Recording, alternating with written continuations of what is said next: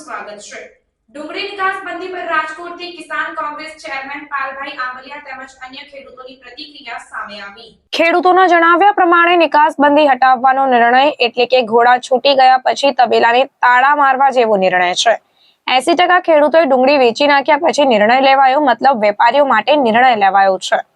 2 મહિના પહેલા મેં કરેલી આગાહી સાચી પડી છે। મેં કહ્યું હતું કે ખેડૂતોની ડુંગળી વેચાઈ જશે ત્યારે નિકાસ બંધી હટાવવામાં આવશે।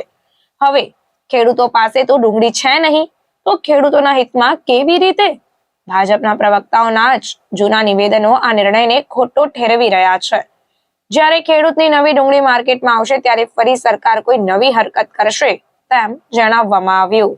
મારું નામ રાહુલ વસોયા છે, ગામ ઉપલેટા, જિલ્લો રાજકોટ। હવે આ ડુંગળીની આજે એવી પરિસ્થિતિ છે કે ખેડૂતો પાસે કોઈ માલ રહ્યો નથી।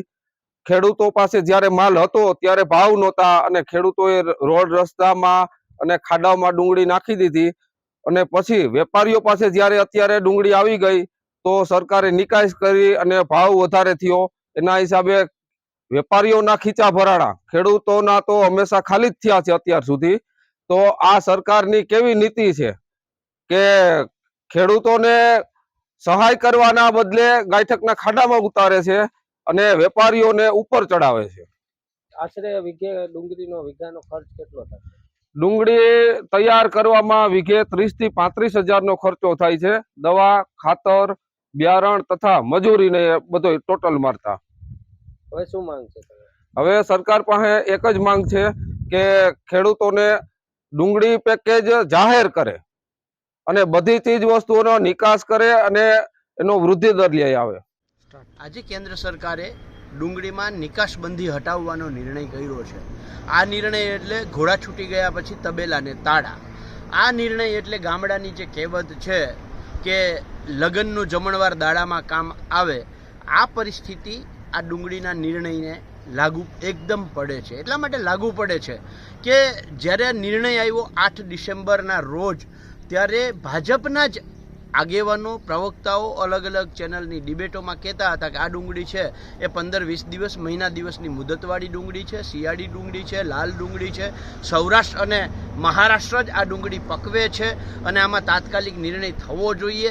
હવે જે ડુંગળી 15 દિવસ કે મહિનો દિવસ રહી શકે એમ હોય એ ડુંગળી પાછળ 2 મહિના પછી નિર્ણય લેવાય તો એ સ્વાભાવિક છે કે તબેલાને શું કહેવાય, તાળા મારવા જેવી વાત છે। આ નિર્ણય જે આવ્યો છે એ માત્ર 20% ખેડૂતોને ફાયદો થશે। 80% ખેડૂતોએ પોતાની ડુંગળી વેચી નાખી છે। એટલે આ નિર્ણય છે એ વેપારીઓ માટેનો નિર્ણય છે। મેં ત્યારે પણ દાવો કર્યો હતો કે સરકાર છે એ ખેડૂતો પાસેથી જ્યારે ડુંગળી નીકળી જશે, વેપારીઓ પાસે ડુંગળી આવી જશે, પછી જ આ નિકાસબંધી હટાવવામાં આવશે।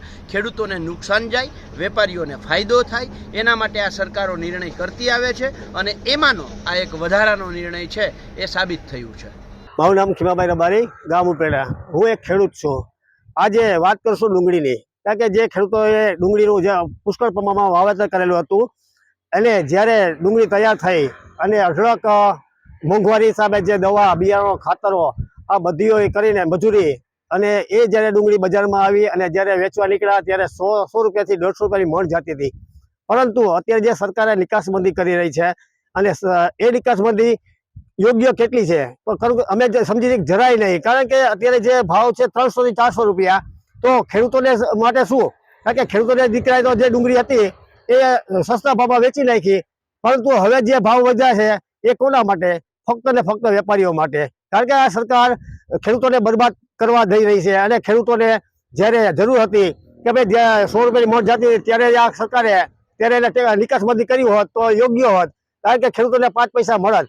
આશરે અત્યારે વિચાર કરીએ કે ડુંગળીનો વાવેતર કર્યું હોય, જ્યારે લણી થતી હોય ત્યારે આશરે 30 થી 40 હજારનો ખર્ચો થતો હોય, ત્યારે ખેડૂતોને પૈસા થોડા ઘણા મળે, પરંતુ જે નુકસાનીનો સહન કરવો વારો આવ્યો હતો અને ડુંગળી જ્યારે ખેડૂતો રસ્તા પર ફેંકી રહ્યા હતા ત્યારે આ સરકારેનું પેટનું પાણી નહોતું હેલું અને જ્યારે ડુંગળી બધી વહી ગઈ ખેડૂતોના ઘરથી અને યાર્ડમાં અને વેપારી પાસે આવી ભરાવો થઈ ગયો, ત્યારે આ સરકારે નિકાસબંધી કરી કેટલી યોગ્ય?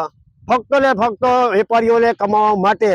હવે અત્યારે અમારી એક જ માંગણી છે કે જે સરકાર નિકાસ કરી રહી છે એને રોકી દે।